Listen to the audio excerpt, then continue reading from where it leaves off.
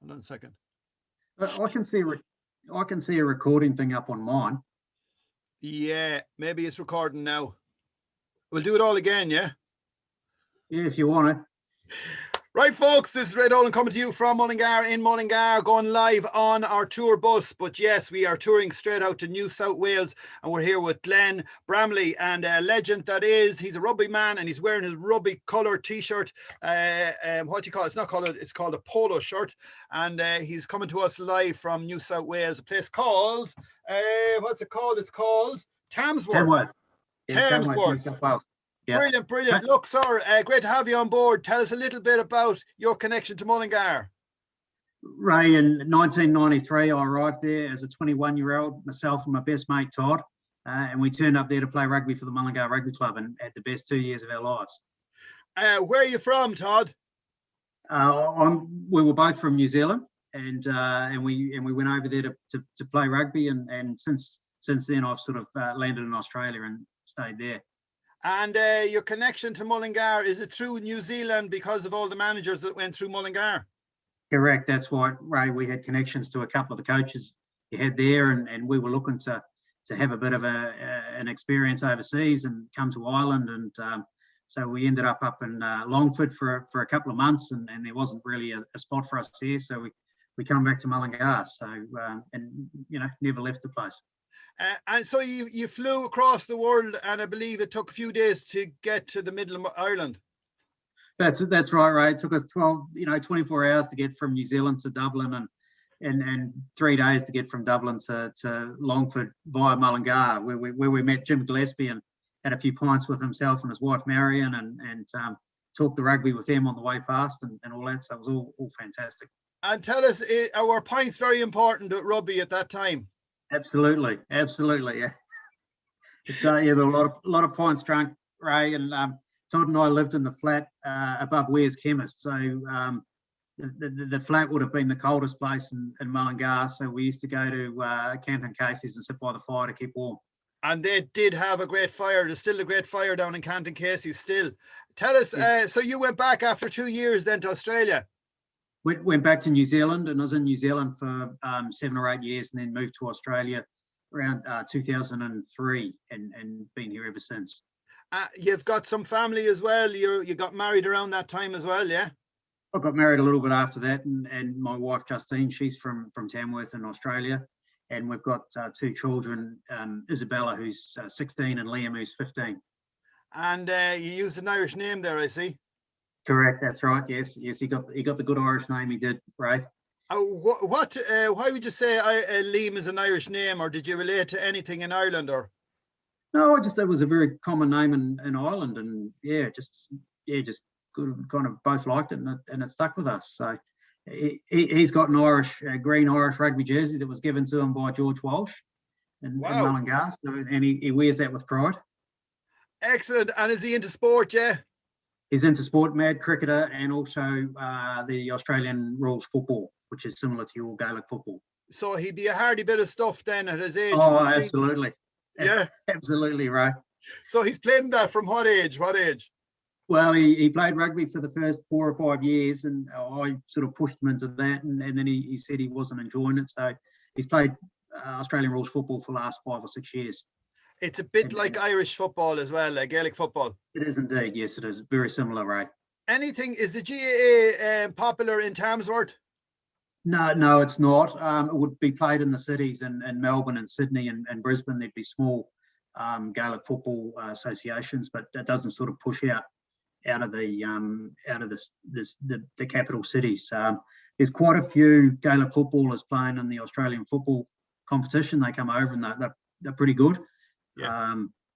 So there's quite a few of them in that competition as well.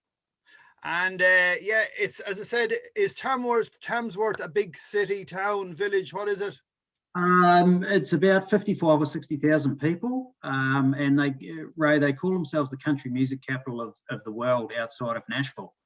They have a big festival here in January, and runs for about 10 or 12 days, and they reckon they get 50, 60,000 visitors coming through during that time. So you'll have to come over and bring the band on tour, right? And do you like a bit of country yourself? Would you sing us a country song there now when you're No, on? Jesus, I haven't had enough pints to sing a song for you, Ray. Do you remember the music in Mullingar, or was there much of a music scene in Mullingar at that time? Banjo Quinn out at the rugby club on a Sunday night. Yeah, a few times there was a bit of live music in Hughes's in the corner house. No, just sometimes we go out into the villages and just catch a band or someone singing, and obviously appreciated it, but I'm tone deaf, so I couldn't really join in. The town has changed dramatically with the amount of music that's in the town. And musicians are just a flow in the town. Like I'd always say that the music it's in the water. There's so much music in Mullingar now, and it's been encouraged. And as I said, in all the pubs and all that type of thing. I know things have changed dramatically at the moment, but even on Facebook, the amount of people singing from the town is unbelievable. It's a great way of getting it out there as well, and keeping everyone in ship shape. As you know, we're singing here on the bus. There's a lot of young people coming through. Is it Brizzy and One Direction? And Banjo's son. I can't think of what his Connor Quinn. Yeah.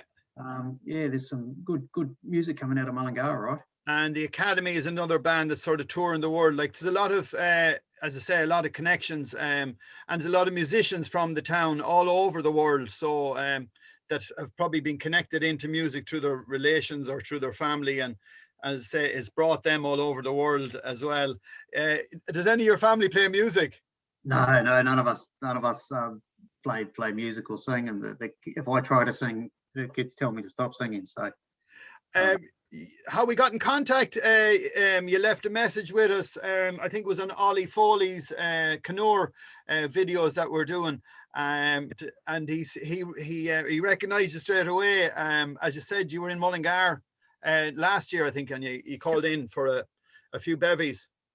Yeah, that's right. I was over there just for a weekend last year, the middle of no, it was the year before. It was the middle of 2019, and so I just happened to get a weekend in Ireland. I went and stayed with George Walsh. He dropped me off in the town, and I had a few beers and cantons with Ollie Foley was there, and a few of the others out of the rugby club, and I went out and met Jazz Gillespie out at Connor Merters out at Multi-Farnham as well, and so had a good session. But yeah, it was good to see Ollie. He was playing the rugby when I was there, and obviously smoking his cigars and singing and drinking the pints on a Sunday night. Excellent. So you've seen some of our videos. You've been looking in at some of our videos. Yeah, I have. I love the ones that old Millie from the service station there up on, and I was really interested I saw your man from Tasmania was on a couple of weeks ago. That was a great one. But yeah, it's really good to get a bit of culture and see what people are up to in Mullingar and recognise some of the names. If I don't recognise the names, I recognise some of the faces, and the pubs don't look like they've changed much. And obviously you're doing it tough at the moment with the COVID-19, as everybody is. But it's just good to see some culture from Mullingar. The town has changed as well. They've done a lot of, they put in a lot of, what would you say, structure in the roads and that type of thing. And a lot of stone has gone in around the Market Square and the whole way up the town, and up by Johnny Cosgrave's. They made a fantastic square out of that, which looks really good, And we had Christmas lights, just actually took them down this week. So they left them up to celebrate. We had a huge Christmas tree in the Market Square then as well, but it's sort of like a big cone. Yeah, I saw the lights. It looked good. Yeah, it looked great. So look, once again, thanks a million for taking the call, and put the word out there if anyone wants to connect with us back into Mullingar. What we're going to do is we're going to put this live on our Facebook page, and we'll put it on YouTube as well, so you can look it in, and we'll send you the link and you can share it out with your friends or whatever. And once again, thanks a million. Bramley, as I say, it's not a Mullingar name. He comes the whole way from New Zealand to Mullingar, and then back to New Zealand, and then he goes to Australia, and he's in a place called what's it called again? Tamsworth, New South Wales. Is there all sheep over there or what? Is there a lot of sheep in that area? sheep and cattle and a lot of grain, Ray. So we've just come out of 5 or 6 years of drought. We've had a lot of rain in the last year, so we're looking pretty good at the moment. So we've had a few tough years, but it's looking good now. So it's a sort of a business that's it's a bit like Ireland.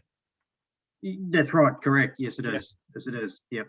So I forgot to ask you your business. What business are you in? Sell machinery and equipment to abattoirs and meatworks and food processing manufacturers. So I'm a butcher by trade. Worked in Mullingar for Seamus Bracken, and I'm lucky I get to travel around most of Australia, talking to people about food and meat processing and equipment and process and that sort of things. Similar to what Ollie does without the hygiene so much. Excellent. Well, look, thank you very much for saying hello, and we will chat to you soon, my friend, and put the word out to Todd there, and we'll get a chatting to him maybe one week or something like that, okay? Will indeed. Lovely to talk to you, Ray. What time is it? 9:30 in the evening. Wow. Okay, have a super evening, and the best of luck. Will you be up early in the morning for work?